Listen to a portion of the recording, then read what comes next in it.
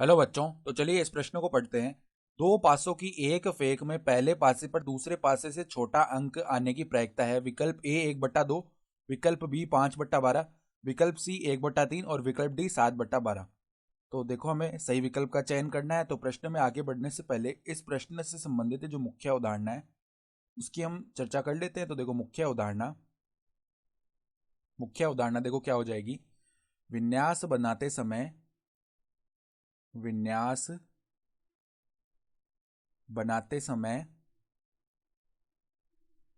और का प्रयोग होने पर, और शब्द का अगर प्रयोग हो रहा है, और का प्रयोग होने पर गुणन करते हैं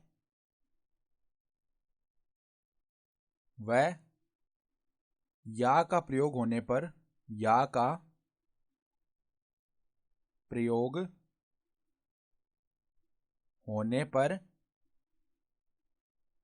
प्रयोग होने पर या बोल सकते हैं बोध होने पर योग करते हैं। ठीक है, तो ये तो हम जानते हैं कि जब भी हम विन्यास बना रहे हैं, घटनाओं में विभिन्न प्रकार के विन्यास बनते हैं। तो विन्यास बनाते समय यदि और शब्द का बोध हो रहा है तो वहां पर हम गुणन संक्रिया करते हैं, और या शब्द का बोध होता है तो वहां पर हम क्या करते हैं, योग संक्रिया करते हैं। और प्रायिकता का हम सूत्र भी जानते हैं। प्रायिकता क्या होती है? अनुकूल परिणामों की संख्या अनुकूल परिणामों की संख्या बट्टा में कुल परिणामों की संख्या। ठीक है, कुल परिणामों की संख्या। तो देखो सवाल में वो क्या बोल रहा है। देखो यहां पर कुल परिणामों की संख्या होगी। ठीक है, तो देखना आप सवाल में वो क्या बोल रहा है हमें। वो हमें बोल रहा है कि दो पासे फेंके जा रहे हैं। ठीक है, तो दो अलग अलग पासे हम फेंक रहे हैं, और इन पासों की फेंक में पहले पासे पर दूसरे पासे से छोटा अंक आने की प्रायिकता में ज्ञात करनी है। तो देखो हम लिख लेते हैं जो अभिष्ट प्रायिकता वो क्या आएगी। अभिष्ट प्रायिकता जो हमें सवाल में पूछी गई है। ठीक है, हमें क्या करना है, पहले पासे पर दूसरे पासे से छोटा अंक लाना है। ठीक है, तो मान लो दूसरे पासे पर देखो, दूसरे पासे पर एक तो आ ही नहीं सकता, क्योंकि दूसरे पासे पर एक आ गया, इसका मतलब पहले पासे पर तो कुछ आएगा ही नहीं, क्योंकि वो बोल रहा है कि दूसरे पासे पर जो है ना, मतलब पहले पासे पर सदैव दूसरे पासे से छोटा अंक आना चाहिए। ठीक है, तो अगर पहले मतलब दूसरे पासे पर अगर एक एक आ गया तो पहले पासे तो मतलब हम पहले पासे का तो कुछ बता ही नहीं सकते। इसका मतलब ये हो गया कि दूसरे पासे पर सबसे पहला अंक 2 आ सकता है। ठीक है, तो अगर अंक 2 आया तो दूसरे पासे पर 2 अंक आने की जो प्रायिकता है, देखो हम जानते हैं 6 अंक तक आ सकते हैं एक पासे पर। तो मैं केवल दूसरे पासे की बात कर रहा हूँ।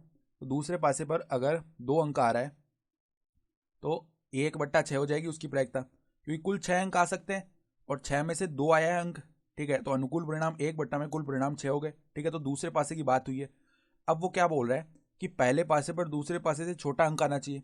तो अगर दूसरे पासे पर 2 आया है तो पहले पासे पर केवल 1 आ सकता है। ठीक है, तो इसकी प्रायिकता भी क्या हो जाएगी, 1/6। और यहाँ पे हमने गुणन क्यों किया है, क्योंकि हम दो पासों को फेंक रहे हैं ना एक साथ। तो पहले पासे की प्रायिकता लिखी नहीं, पहले दूसरे पासे की प्रायिकता लिखी और हमने पहले पासे की प्रायिकता लिखी। तो यहाँ पे और का बोध हो रहा है ना, इसलिए हमने गुणन किया। ठीक है, एक तो ये विन्यास बन सकता है। फिर प्लस में देखो, प्लस होगा क्योंकि हम अब अलग विन्यास बना रहे हैं। यानी एक चीज तो ये हो सकती है, अब हम दूसरी चीज की बात कर रहे हैं। पहले तो हमने क्या बोला कि दूसरे पासे पर 2 आया है। ठीक है, हम एक से चालू करते हैं लेकिन एक तो आ ही नहीं सकता है। फिर क्या हो सकता है कि दूसरे पासे पर 3 आ सकता है। तो दूसरे पासे पर 3 आने की प्रायिकता भी 1/6 ही होगी। ठीक है, क्योंकि हम केवल 3 अंक की बात कर रहे हैं, एक अंक है 3, उसकी बात कर रहे हैं हम। तो दूसरे पासे पर 3 आने की प्रायिकता 1/6 हो गई।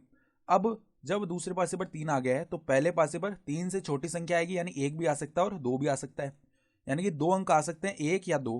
तो उसके लिए देखो हमारे पास में 2 परिणाम हो गए अनुकूल और कुल परिणाम है 6, तो 2/6 हो गई प्रायिकता।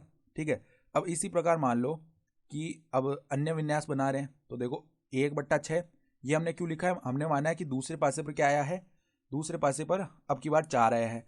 तो अगर दूसरे पासे पर 4 आ गया तो पहले पासे पर 1 2 3 3 अंक तक आ सकते हैं। तो अब की बार इसकी प्रायिकता 3/6 हो जाएगी। ठीक है, फिर प्लस में मान लो अब दूसरे पासे पर 5 आया है।